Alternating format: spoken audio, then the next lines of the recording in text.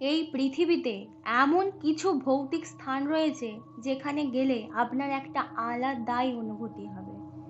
ভানগড় কেল্লা ভারতের সবচেয়ে ভুতুড়ে জায়গা হিসাবে পরিচিত এবং সম্ভবত সবচেয়ে বড় অমীমাংসিত রহস্য।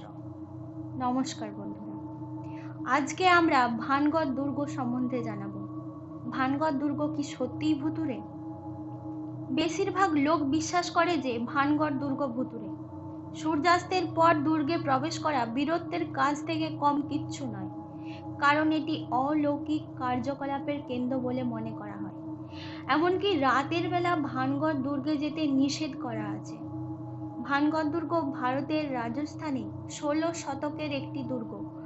ভগবন্ত দাসের শাসনকালে তার দ্বিতীয় পুত্র মাধো সিংয়ের বাসস্থান। কিংবদন্তি অনুসারে একজন সাধু দুর্গ এলাকায় বাস করতেন এবং তার আদেশ অনুসারে দুর্গের আশেপাশে নির্মিত যে কোনো বাড়ির ছায়া তার নিজের আশ্রমের উপর না পড়ে, এবং যদি এই জাতীয় কোনো বাড়ির ছায়া তার আশ্রমের উপর পড়ে তবে শহরটি ধ্বংসস্তূপে পরিণত হবে। দুর্ভাগ্যবশত মাধো সিংয়ের দুর্গের ছায়া এসে পড়েছিল সেই সাধুর আশ্রমের উপর।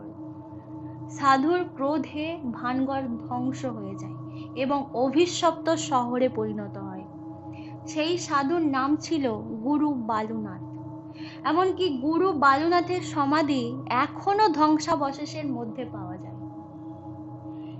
এবং দ্বিতীয় যে লোককথা আছে সেটা হলো রাজকুমারী রত্নাবতীর কাহিনী। ইতিহাস অনুযায়ী মাধো সিংয়ের পরে ভানগড়ের রাজা ছিলেন মাধো সিংয়ের ছেলে ছত্র সিং। রাজকুমারী রত্নাবতী ছিলেন এই ছত্র সিংয়ের কন্যা। রত্নাবতী ছিলেন অপরূপ সুন্দরী এবং তার সৌন্দর্য এবং ব্যবহারের জন্য তাকে সবাই খুব পছন্দ করতেন এবং তার সৌন্দর্যের কথা ছড়িয়ে পড়েছিল দেশ বিদেশে। রাজকুমারীর যখন 18 বছর বয়স হয় তখন দূর দূরান্ত থেকে তার বিয়ের প্রস্তাব আসতে থাকে। এই সময় ভানগড় দুর্গের কাছে একটা পাহাড়ে থাকতেন এক তান্ত্রিক, নাম ছিল সিঙ্গিয়া। এই সিঙ্গিয়া কালা জাদু জানত। এই তান্ত্রিক রাজকুমারীর সৌন্দর্য দেখে মুগ্ধ হয়ে গিয়েছিল এবং রাজকুমারীকে প্রেমের প্রস্তাব দিয়েছিল, কিন্তু রাজকুমারী প্রস্তাবে রাজি হননি।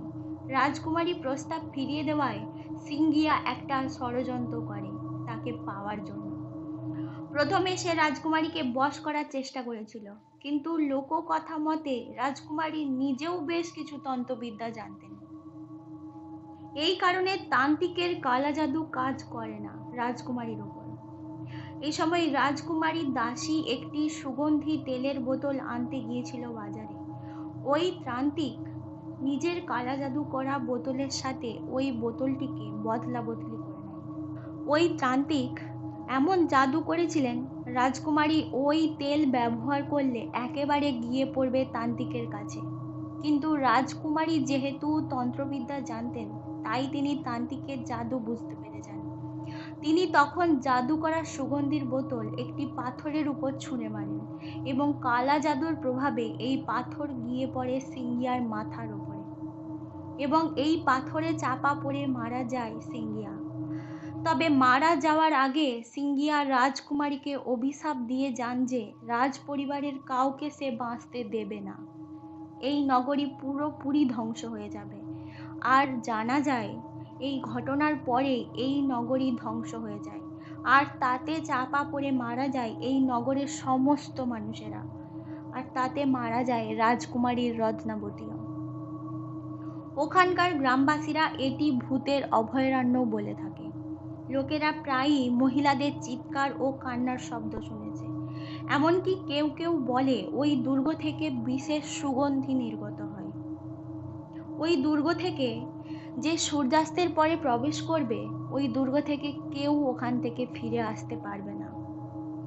রাতে ভানগড় দুর্গের প্রবেশ একেবারে নিষিদ্ধ। ভানগড় দুর্গের গল্প সবই কি অবাস্তব নাকি কাল্পনিক? আপনাদের কি মনে হয়?